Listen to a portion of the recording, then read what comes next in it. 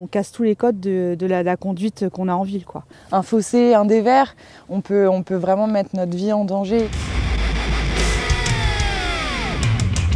Et en vitesse courte. Effectivement, venir chercher cette trajectoire à droite.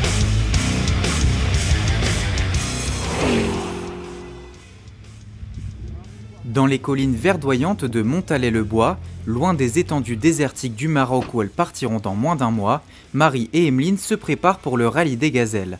Une compétition unique dans le désert marocain qui rassemble cette année près de 177 femmes âgées de tous âges et venues du monde entier. Alors pour bien se préparer, les gazelles de l'équipage 162 suivent un entraînement minutieux, alliant préparation physique et technique, mais aussi conduite et orientation. Aujourd'hui, elles sont formées avec un autre équipage par Christian au perfectionnement à la conduite en milieu hostile.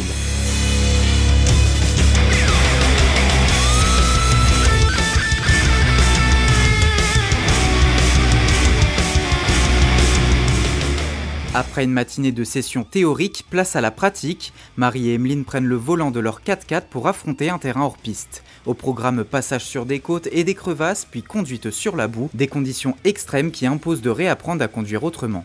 On casse tous les codes de la conduite qu'on a en ville, quoi. Donc si on part comme une conduite en ville, je pense qu'on casse les véhicules, on n'avance plus du tout, on s'embourbe partout, c'est la catastrophe, quoi. Si on ne sait pas prendre une dune correctement, un fossé, un dévers, on peut vraiment mettre notre vie en danger. Et donc c'est très très important qu'on puisse apprendre aujourd'hui à appréhender les différents terrains qu'on va pouvoir rencontrer là-bas. Et mieux vaut être bien préparé, car une fois lancées dans le désert, les deux gazelles seront livrées à elles-mêmes. Elles ne pourront plus utiliser de GPS ou même de téléphone pour se repérer. Ici, on va avoir les tracks. En fait, c'est ce qui va nous permettre d'avoir la balise de sécurité.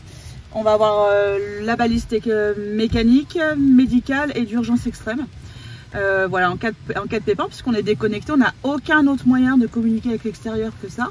Et ici, on va avoir l'odomètre, c'est ce qui va nous permettre de calculer les pas, en fait les kilomètres qu'on va faire. Déjà très à l'aise, les deux participantes continuent de perfectionner leur conduite. Elles apprennent à lire le terrain, à anticiper les obstacles et à gérer leur véhicule dans des situations délicates, des compétences qui pourraient s'avérer cruciales lors du rallye.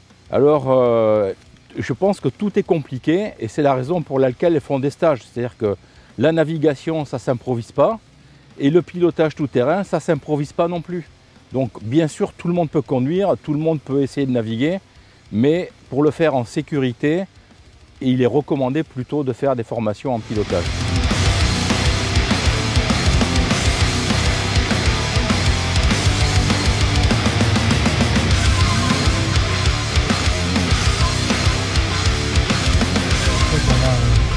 Un grand domaine qui permet de découvrir moi ce que j'appelle la vraie vie. Donc ça va être des pistes, ça va être des zones techniques sur lesquelles on va pouvoir continuer à s'exercer, continuer à travailler. Après la conduite sur terrain accidenté, place maintenant un véritable parcours hors piste en forêt. Dans cet espace spécialement aménagé pour les tout-terrains, Emeline et Marie mettent en pratique leurs connaissances, toujours sous l'œil avisé et les conseils de leur moniteur. C'est de la caillasse, c'est du sable, là tu es en vitesse longue. Et selon la texture du terrain, tu te mettras en vitesse longue différentiel central bloqué ou pas. Depuis plus de 30 ans, le rallye des gazelles permet à n'importe quelle femme déterminée de partir à l'aventure. Sur plus de 15 000 préinscrites, elles sont moins de 200 à prendre le départ. Alors après un an de préparation et pour leur première participation, Marie et Emeline sont fières et impatientes de prendre le départ. J'ai des enfants et ça montre aussi à mes enfants que en fait, quand on a un rêve, si on s'en donne les moyens, avec du travail et des bonnes idées, on y arrive, quoi. On s'est investi à 1000%, donc là on est un peu sur les genoux, donc on va essayer de se reposer un peu, mais ouais, on a hâte de partir quand même. Tout est compliqué. Gérer sa famille, gérer son travail, gérer les recherches de sponsors, la récolte de fonds, etc. Gérer la fatigue, c'est compliqué. Mais si ça ne l'était pas, ça n'aurait pas la même saveur. Et leur aventure ne fait que commencer. Dans moins d'un mois, elles s'élanceront à l'assaut des dunes et devront rallier le maximum de checkpoints en parcourant le moins de kilomètres possible. Désormais, reste à souhaiter une bonne route à l'équipage 162 qui prendra le départ de Monaco le 12 avril prochain pour la 34e édition du rallye des gazelles.